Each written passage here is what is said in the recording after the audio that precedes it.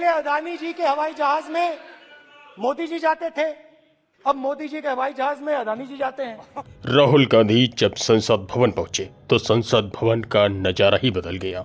देश के जाने माने उद्योगपति गौतम अडानी को लेकर कांग्रेस नेता राहुल गांधी ने कई खुलासे किए, जिसमें वो प्रधानमंत्री नरेंद्र मोदी के साथ साथ अडानी की जुगलबंदी को एक्सपोज कर रहे थे। राहुल गांधी के अंदर जबरदस्त का कॉन्फिडेंस लेवल था। मेरा प्रधानमंत्री जी से 2-3 सवाल है।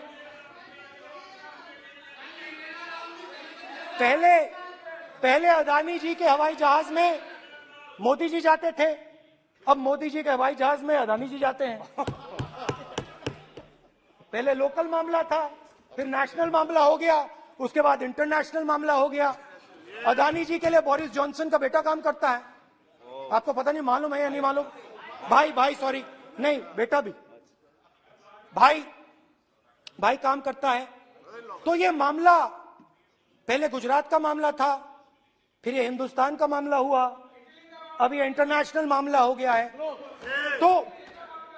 तो मेरा सवाल प्रधानमंत्री जी से, और सिंपल सवाल है, प्रधानमंत्री जी आपकी फॉरेन ट्रिप्स पे अदानी जी और आप कितनी बार एक साथ गए? राहुल गांधी यहीं नहीं रुके। राहुल गांधी ने हिंडनबर्ग की रिपोर्ट का हवाला देते हुए कहा कि सेल कंपनियों के माध्यम से जो पैसा हजारों करोड़ हिंदुस्तान आ रहा है, उसको लेकर के सरकार क्या सोच रही है, क्या कर रही है, इस पर राहुल गांधी का ये वीडियो देखिए। कुछ दिन पहले ये हिंडनबर्ग रिपोर्ट आई, उसमें लिखा था कि अदानी जी की हिंदुस्तान के बाहर शेल कंपनीज हैं। ये जो शेल कंपनीज हैं, सबसे पहला सवाल है, ये हैं किसकी? ये किसकी है मॉरिशस में जो शेल कंपनीज है? और ये जो हजारों करोड़ रुपया ये शेल कंपनीज हिंदुस्तान में भेज रही हैं, ये किसका पैसा है? और क्या ये काम अदानी जी फ्री में कर रहे हैं? अब मैं ये सवाल क्यों पूछ रहा हूं? क्योंकि अदानी जी स्ट्रेटेजिक बिजनेसेस में काम करते हैं। अदानी जी हिंदुस्तान के पोर्ट्स को डोमिनेट करते हैं, अदानी जी हिंदुस्तान के एयरपोर्ट्स को डोमिनेट करते हैं, और जैसे मैंने कहा, अदानी जी हिंदुस्तान की डिफेंस इंडस्ट्री में बहुत जरूरी रोल प्ले करते हैं। तो मेरा पहला एक छोटा सा सवाल है कि जो शेल कंपनीज हैं, इनके बारे में हिंदुस्तान की सरकार ने कोई सवाल नहीं उठाए? ये कौन लोग हैं, ये किनकी कंपनीज हैं? ये स्ट्रेटेजिक मामला है, पोर्ट्स का मामला है, एयरपोर्ट्स का मामला है, डिफेंस का मामला है, और जो कंपनी इन स्ट्रेटेजिक एरियाज में काम कर रही है, उनके बारे में आपको मालूम ही नहीं। ये नेशनल सिक्योरिटी का मुद्दा है, आपको मालूम ही नहीं कि ये शेल कंपनीज किसकी हैं, कितना पैसा आ रहा है, किसका पैसा आ रहा है। तो एक बहुत बड़ा सवाल है, ये पैसा किसका है, ये शेल कंपनीज किसकी हैं, और ये हिंदुस्तान की सरकार की जिम्मेदारी है ये पता लगाना ये किसकी शेल कंपनीज हैं और ये किसका पैसा अंदर आ रहा है। राहुल गांधी यहीं नहीं रुकने वाले थे। राहुल गांधी ने कई और सनसनीखेज खुलासे किए। राहुल गांधी ने अडानी को एयरपोर्ट दिए जाने को लेकर के भी सवाल खड़े किए। देखिए राहुल गांधी ने क्या कहा था कि अगर कोई एयरपोर्ट बिजनेस में नहीं था तो वो इन एयरपोर्ट्स को ले नहीं सकता था। इस रूल को हिंदुस्तान की सरकार ने बदला। किसी ने भी बनाया हो रूल था, किसी ने भी बनाया हो रूल था, रूल बनाया किसने बात नहीं है, रूल बदला किसने बात है। रूल बदला गया तो ये रूल बदला गया। उस समय मीडिया में इसके बारे में चर्चा हुई थी। रूल बदला गया और अदानी जी को 6 एयरपोर्ट्स दिए गए। उसके बाद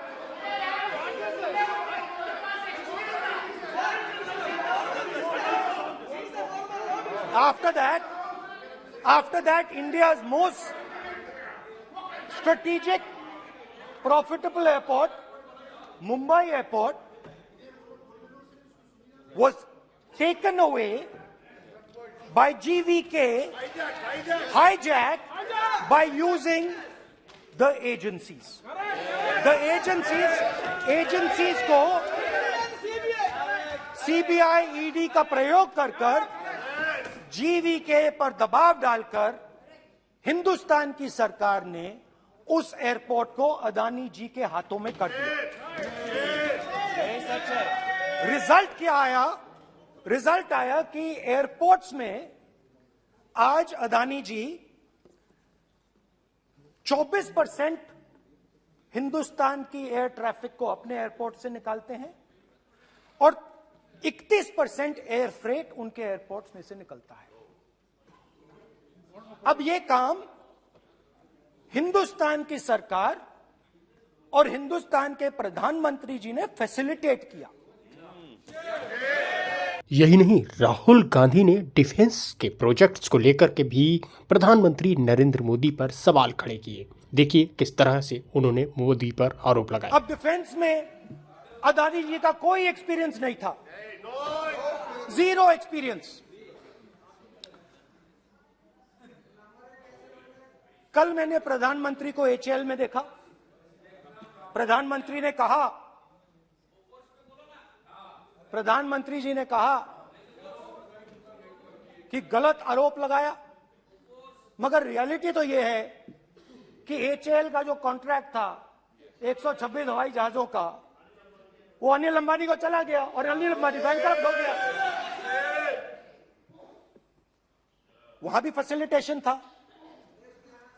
अब देखिए, और ये जो फ्यूचर एंटरप्रेन्योर्स हैं, जो बिजनेस स्कूल हैं, हार्वर्ड यूनिवर्सिटी जैसे स्कूल हैं, इसकी केस स्टडी बनानी चाहिए, शायद बने। How to use government power to build individual businesses, case study.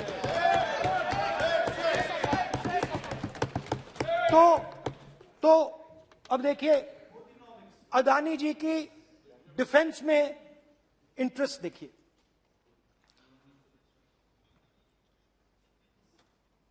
Elbit company के साथ हिंदुस्तान में अदानी जी ड्रोन्स बनाते हैं।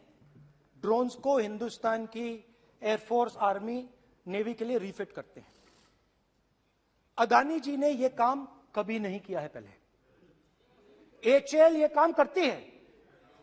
हिंदुस्तान में और भी कंपनीज हैं जो ये काम करती हैं, मगर प्रधानमंत्री जी इजराइल जाते हैं और उसके एकदम बाद अदानी जी को ये कॉन्ट्रैक्ट मिल जाता है, मगर एक नहीं मिलता। ये मत सोचिए कि ये सिर्फ एक कंपनी की बात हो रही है, ये इंडस्ट्रीज की बात होती है यहां पे। जैसे मैंने आपको दिखाया, एयरपोर्ट का पूरा सिस्टम उठा के ले गए, 30% मार्केट शेयर एयरपोर्ट में ले गए, वैसे ही डिफेंस में करा। तो 4 डिफेंस की इनके पास कंपनीज हैं। यह काम इन्होंने कभी नहीं किया। स्मॉल आर्म्स, जिसमें टावर है जो हमारी स्पेशल फोर्सेस यूज करती है, आर्मी यूज करती है, जिसमें गलील स्नाइपर राइफल है, ये सब अदानी जी बनाते हैं। सीधा स्ट्रेट इजराइल में प्राइम मिनिस्टर जाते हैं, प्राइम मिनिस्टर के साथ वहां पे मतलब बीच में पैदल चलते हैं और फिर जादू से पीछे से इंडिया का फर्स्ट कॉम्प्रिहेंसिव एमआरओ मिल जाता है मेंटेनेंस के लिए, जहाजों के मेंटेनेंस के लिए। स्मॉल आर्म्स का बिजनेस मिल जाता है, इजरायली जो ड्रोन्स हैं उसका बिजनेस मिल जाता है। मतलब जो हिंदुस्तान और इजराइल का डिफेंस का रिश्ता है वो पूरा का पूरा अदानी जी के हाथ में चला जाता है, खत्म कहानी। हाँ, उसमें पेगासस भी है, तो पता नहीं वहां से क्या मतलब पेगासस कैसे आया, क्या हुआ, किसने दिया। अच्छा, एक और बड़ी इंटरेस्टिंग चीज है, एक कंपनी है अल्फा डिफेंस, जो डिफेंस इलेक्ट्रॉनिक्स का काम करती है, एवियोनिक्स का काम करती है, और बहुत स्ट्रेटेजिक कंपनी है। वो भी अदानी जी के हवाले कर दी गई, अदानी जी ने एक्वायर कर लिया। तो आपने देखा कि एयरपोर्ट्स का बिजनेस 30% मार्केट शेयर। हिंदुस्तान और इजराइल का जो वेपन्स का बिजनेस है 90% उठा के ले गए। एक विजिट, ये है फॉरेन पॉलिसी। चल, राहुल गांधी ने प्रधानमंत्री नरेंद्र मोदी के विदेश दौरे पर भी सवाल खड़े किए। उन्होंने कहा, जब प्रधानमंत्री जी विदेश जाते हैं तब वो अडानी जी को कैसे फायदा पहुंचाते हैं। देखिए ये वीडियो। प्रधानमंत्री जी ऑस्ट्रेलिया जाते हैं और जादू से State Bank of India $1 billion loan Adani ji को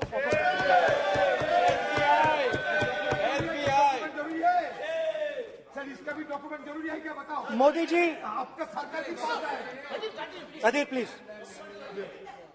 उसके बाद मैं उदाहरण दे रहा हूं, पूरी दुनिया में मोदी जी जाते हैं, घूमते हैं, तो मैं बता देता हूं क्या होता है वहां पे। बांग्लादेश में गए, हाँ काम पे ही जा रहे हैं, वही तो बोल रहा हूं, काम पे जा रहे हैं। बांग्लादेश जाते हैं,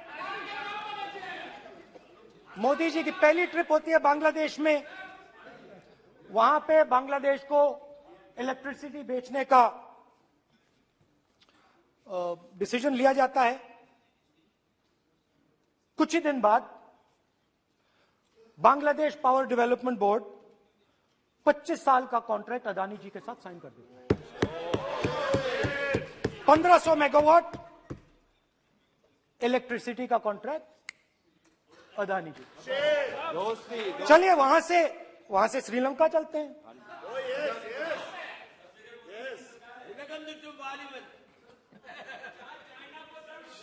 जून 2022 में chairman of Sri Lanka's Ceylon Electricity Board, MMC Fernando, informed a parliamentary committee in Sri Lanka in open hearing that he was told by President Rajapaksa that PM Modi pressured him to give the wind power project directly to Mr. Adani.